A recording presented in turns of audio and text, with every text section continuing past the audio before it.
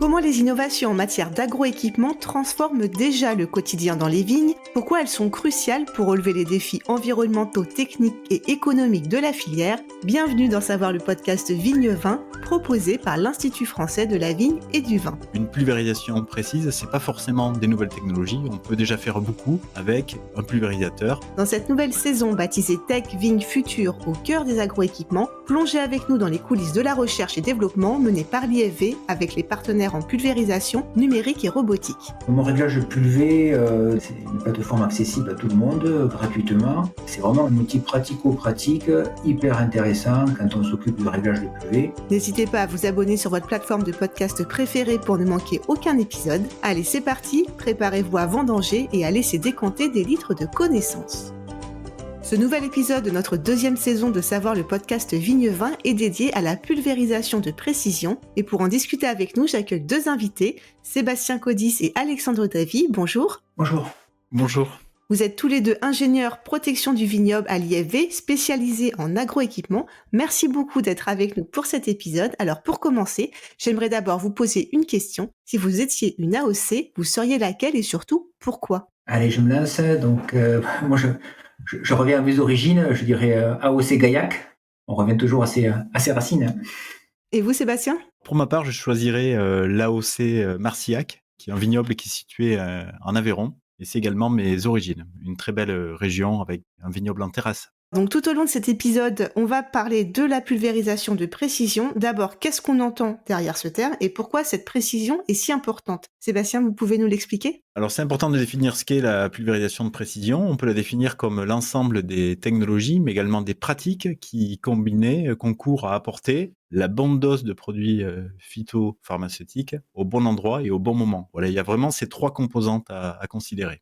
Alors ça permet de répondre à plusieurs objectifs. La pulvérisation de précision, premièrement, économiser du produit pour une même efficacité de protection. Donc bien le fait de sécuriser la protection de son vignoble contre les pathogènes et les ravageurs, limiter les risques à la fois pour l'environnement et la santé, mais également une composante aussi, c'est l'optimisation des temps de chantier. Voilà, donc il y a la pulvérisation de précision, ça peut concourir à tous ces objectifs. Et alors on le rappelle, il y a une vraie distinction entre la pulvérisation de précision et la pulvérisation précise. Oui, en introduction, c'est important de le rappeler parce que dans tout ce qui est concept d'agriculture de précision, on fait référence à des nouvelles technologies, alors à mettre des capteurs, des différentes, de l'analyse de données. Alors il faut bien distinguer le fait qu'une pulvérisation précise, c'est pas forcément des nouvelles technologies. On peut déjà faire beaucoup avec un pulvérisateur et on va revenir et voir l'ensemble des prérequis pour pouvoir être précis et ça passe pas forcément par les dernières technologies en termes de dernières avancées technologiques. Justement, Alexandre, je vous laisse nous expliquer un petit peu sur tout cet ensemble de prérequis qu'il faut avoir si on veut pulvériser de manière précise. Disons que la base, c'est de bien connaître son pulvérisateur et d'appliquer la dose qu'on souhaite réellement appliquer. Donc il faut s'assurer de ça et s'assurer de la précision des capteurs qui sont utilisés sur le pulvérisateur. Donc il y en a pas pléthore, hein. La base, c'est s'assurer que le capteur de vitesse affiche la bonne vitesse, que le manomètre est bien fiable et dans la mesure où on utilise un débitmètre, encore une fois, s'assurer que celui-ci ne s'est pas avec le temps, parce qu'on constate souvent des dérives, alors que ce soit des débitmètres à hélice ou électromagnétiques, ce sont des pièces d'usure, voilà, donc il faut les vérifier régulièrement. Voilà, donc ça c'est la base. Alors ça peut être fait de manière facile, hein. Un chronomètre, un décamètre, des éprouvettes. Donc ça, on s'assure qu'à poste fixe, le pulvérisateur débite ce qu'on lui demande de débiter. Et après, il y a le réglage en dynamique au vignoble. Donc il faut adapter en fonction de la pousse de la vigne, en fonction de la sensibilité des organes. Voilà, on va ouvrir, fermer des jets, les orienter, les incliner, etc. Donc ça, c'est toute la partie basique que le pulvérisateur réalise ce qu'on lui demande de réaliser. Après, un pulvérisateur bien réglé, c'est pas forcément un pulvérisateur performant, hein, parce qu'il y a des matériels qui, de par leur typologie, bon, ben, on sait que voilà, ils vont pas être, même si on règle bien les débits, les orientations, ben, de par leur typologie, on n'aura jamais une qualité de pulvérisation qui sera extraordinaire. Donc après, c'est dans le choix du matériel. qu'il faut qu'il soit également adapté à son vignoble et bien conçu. Donc on peut aussi faire parfois un petit peu de complément par rapport à ce qui était prévu sur un pulvérisateur neuf, voilà, rajouter des filtres, rajouter une buse s'il y a besoin, pour l'adapter au type de vigne qu'on a sur l'exploitation. Et Sébastien, est-ce qu'il y a encore d'autres prérequis à mettre en place? Oui, alors on pourrait compléter par 2 prérequis, donc ça sera le troisième, c'est bien raisonner ses traitements, c'est vraiment important et pour y aider, il y a des OAD, des outils d'aide à la décision qui permettent, d'apprécier le risque et de renouveler ces traitements au bon moment. Ça, c'est vraiment aussi, important. Il y a une quatrième prérequis qui concerne la maintenance du matériel avec, un nettoyage précautionneux après, chaque traitement et puis également, en amont du traitement, une préparation, soigneuse de la bouillie, de manière à éviter tout risque de bouchage. Un complément par rapport au nettoyage, une technique qui est à mon goût pas assez utilisée, c'est l'utilisation de nettoyeurs ultrasons. C'est pas une technique qui est coûteuse et pour tous les organes, notamment les buses qui sont difficiles à nettoyer, à l'intérieur, ça peut être très, très, très intéressant.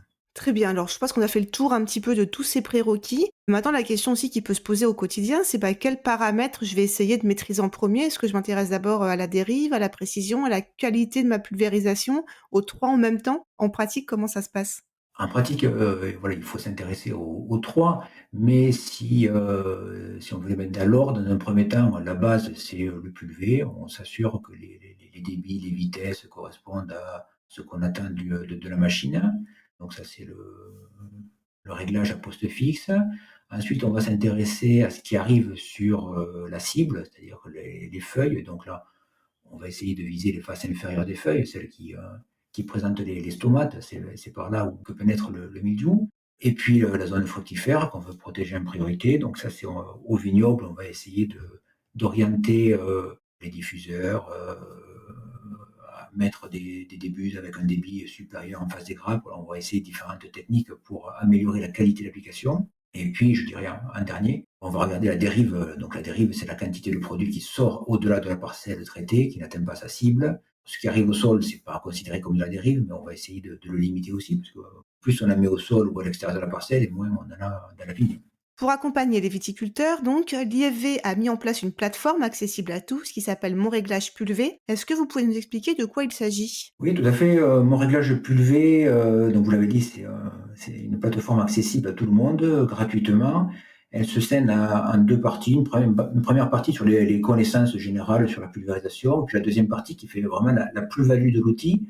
C'est une base de données sur l'ensemble des buses qui peuvent être utilisées en viticulture, avec toutes les formules de calcul qui sont associées, qui vont permettre à tous les viticulteurs et conseillers de les aider dans le choix des buts à utiliser, donc le calcul du volume hectare, l'autocontrôle de son matériel. C'est vraiment un outil pratico-pratique hyper intéressant quand on s'occupe du réglage de pulvé, parce que ça simplifie un petit peu tous les calculs, et notamment si on veut faire du panachage de buse.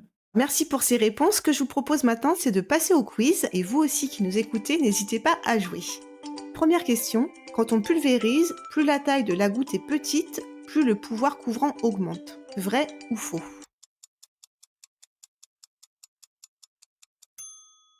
Oui, c'est vrai, c'est-à-dire qu'en fait, quand on a des petites gouttes, elles sont beaucoup plus nombreuses et la surface couverte est plus importante.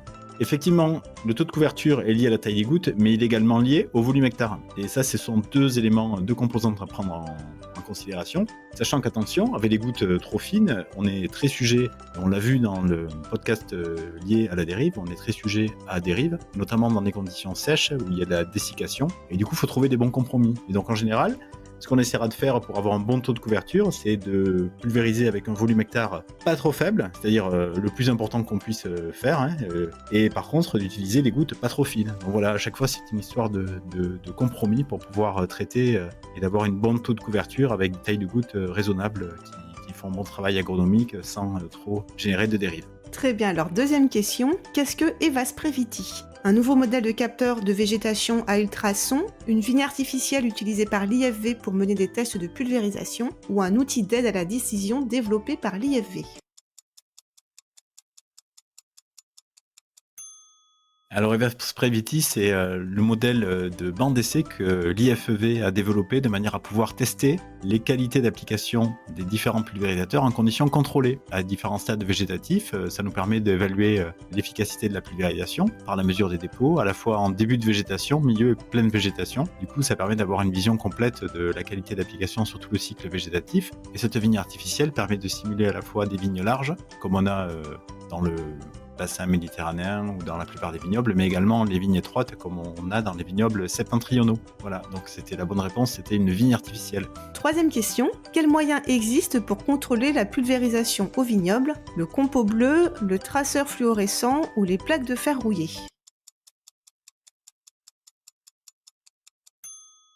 Alors les trois existent, ce sont trois moyens qui permettent plus ou moins simplement de visualiser où se déposent les gouttelettes. Le compo bleu, donc c'est un traceur coloré qui va permettre, associé à des planches de rive blanche en plastique, de visualiser sur la hauteur la répartition donc verticale, vérifier qu'il n'y a pas de zébrure, notamment dans le cas de vignes étroites. Les plaques de fer rouillé se sont associées à une pulvérisation de l'eau, permettent de visualiser verticalement les zones qui sont plus touchées par les gouttelettes que celles qui sont peu touchées. Et ça se voit bien au niveau du séchage. Et les traceurs fluorescents, donc c'est des méthodes un peu plus complexes, plutôt utilisées par des conseillers, qui permettent, quand on est dans l'obscurité et en présence de lumière noire, c'est-à-dire d'UV, de visualiser tous les impacts de pulvérisation sur le feuillage. Bravo à vous pour ce quiz. Alors on a commencé l'émission en parlant de la bonne dose au bon endroit au bon moment. Justement, comment être précis pour traiter au bon moment, Alexandre? Pour traiter au bon moment, on peut s'appuyer sur des modèles ou des outils d'aide à la décision qui, à partir de données météo, vont permettre d'identifier les périodes clés de contamination et donc on va pouvoir traiter justement ces périodes-là. Donc l'IFV a notamment développé l'outil Décitret qui vise justement à accompagner les viticulteurs et les conseillers techniques dans l'élaboration et la mise en œuvre des stratégies de traitement au vignoble. D'ailleurs, j'en profite pour dire à tous nos auditeurs qu'il y aura un épisode du podcast entièrement consacré aux OAD et notamment à Décitret qui sera disponible très prochainement sur le podcast. Parmi les outils à disposition pour les viticulteurs, il y a aussi les panneaux récupérateurs. Est-ce qu'ils sont efficaces? Il y a les panneaux récupérateurs, c'est un type de pulvérisateur qui traite face par face et qui présente la spécificité de pouvoir récupérer la bouillie qui traverse la végétation, celle qui n'est pas interceptée par la cible. Alors c'est effectivement efficace parce qu'on a un traitement face par face de la végétation. La contrainte, c'est que c'est plutôt cher à l'achat et en termes de maniabilité, c'est un peu plus compliqué à utiliser et parfois c'est pas du tout adaptable en fonction des situations parcellaires, en fonction de la longueur des tournières ou en fonction du dévers aussi sur les parcelles. Le choix d'investissement dans les panneaux récupérateurs est adapté au cas par cas. Et en plus, il y a des contraintes de lavage de ces matériels qui est assez contraignant aussi. Je vous propose maintenant de parler des différentes innovations qui se développent pour améliorer la qualité de précision. On commence par les DPAE par exemple? Oui, alors donc il y a toujours les DPAE qui sont des consoles qui permettent de réguler le débit pulvérisé en fonction de la vitesse d'avancement. C'est pas une réelle innovation dans le sens où ça fait déjà 20 ans que ça existe, donc ça aide le viticulteur à pouvoir réguler son débit pulvérisé et de corriger les différences de vitesse d'avancement. Donc c'est une innovation. On entend aussi beaucoup parler des buses PWM. Est-ce que vous pouvez nous en dire plus sur ce sujet? Alors le PWM, tout à fait, c'est une nouvelle technologie de contrôle des buses, qui est l'acronyme de Pulse Width Modulation, et qui consiste à en fait avoir des buses à pulsation, c'est-à-dire que la buse n'est ouverte qu'une fraction de temps dans un cycle qui peut durer par exemple une dixième de seconde ou un quinzième de seconde, et cela permet sur chaque cycle, en contrôlant le pourcentage de temps pendant lequel la buse est ouverte, de pouvoir moduler à pression constante le débit pulvérisé par chacune des buses. Alors c'est un dispositif qui est très intéressant parce que ça permet donc de faire varier le débit à pression constante. Alors c'est un système qui est très réactif et qui offre beaucoup de perspectives, notamment pour l'ajustement des doses en fonction des conditions rencontrées localement. Et en couplant les bus PWM avec des capteurs de végétation, et notamment avec des capteurs ultrasons, on peut fermer automatiquement la pulvérisation en face de chaque buse en fonction de la présence ou de l'absence de végétation, ou alors simplement ouvrir et fermer automatiquement la pulvérisation en début et en fin de rang. Donc ça offre un vrai gain pour les viticulteurs. En fait, cela évite d'utiliser le produit là où il n'y en a pas besoin, notamment quand on est en présence de manquants sur les parcelles. Dans les solutions innovantes, on parle aussi des solutions qui permettraient d'adapter les doses selon la quantité de végétal à traiter. Là-dessus, on en est où? L'adaptation de doses à l'échelle intraparcellaire, c'est un sujet auquel on s'intéresse depuis maintenant quelques années. Mais dans les faits, c'est pas du tout passé en pratique. Il y a quand même un certain nombre de freins. Bon, déjà, il y a peu de matériel qui sont disponibles. Soit on a des matériels qui font une régulation à l'échelle de la rampe entière, donc avec une réactivité qui est assez faible, soit, comme vient de l'évoquer Sébastien, les bus PWM, mais qui ne sont pas encore présentes sur le marché, enfin, dans les exploitations. Il y a un coût élevé de ces matériels, notamment bon, les bus PWM, ça rajoute quand même un coût qui est important en matériel. Et puis, il y a aussi et surtout une maîtrise informatique qui est requise par les opérateurs, qui ne sont pas forcément formés à utiliser des SIG, à ces nouvelles technologies. Et il y a également un lien, un risque de perte de récolte avec une aversion au risque de la part des professionnels, ce qui est compréhensible. Donc je dirais l'adaptation des doses de produits phyto n'est pas développée. Ce qui a tendance à se développer, c'est la même chose, mais pour la fertilisation, voilà, avec une adaptation intraparcellaire des intrants.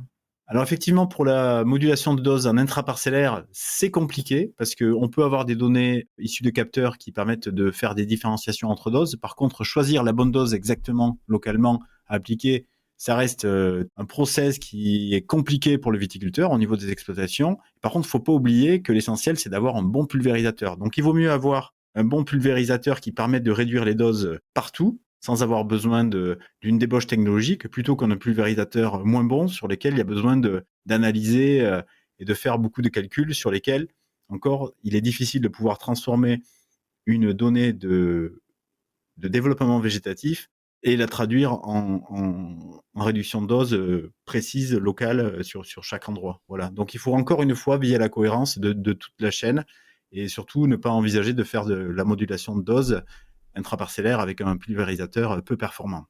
Un dernier élément, c'est que autant la modulation intraparcellaire, c'est compliqué. Par contre, le fait de ne pas pulvériser là où il n'y a pas de végétal, ça, c'est vraiment utile. Et je pense que l'évolution technologique passera par ces éléments-là. Parce que pas de végétation, pas de traitement. Donc ça réduit à la fois les risques environnementaux et à la fois ça permet d'économiser du produit. Et là, il n'y a pas de question à se poser en termes agronomiques. Voilà, on est sur du raisonnement physique et le développement de la pulvérisation de précision passera sans doute par cette étape-là.